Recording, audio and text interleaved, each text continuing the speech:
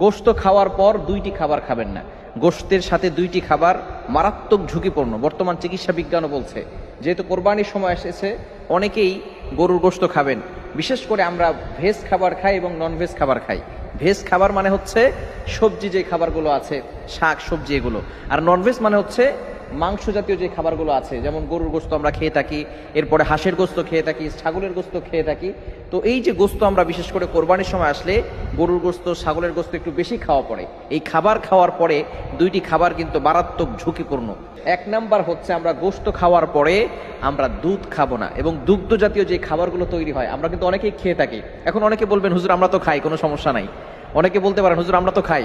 এখন হয়তো আপনার সমস্যা দেখা দিচ্ছে না, কিন্তু আস্তে আস্তে যখন আপনি বয়স্ক হয়ে যাবেন, বয়স বেড়ে যাবে, তখন আপনার এই সমস্যাগুলো দেখা যাবে। দ্বিতীয় নাম্বার হচ্ছে, গোশত যেহেতু প্রোটিন খাবার এবং যেটা শরীরের ভিতরে অনেক ভিটামিন দেয়, এই গোশত খাওয়ার পরে মাছ খাবারটি খাবেন না।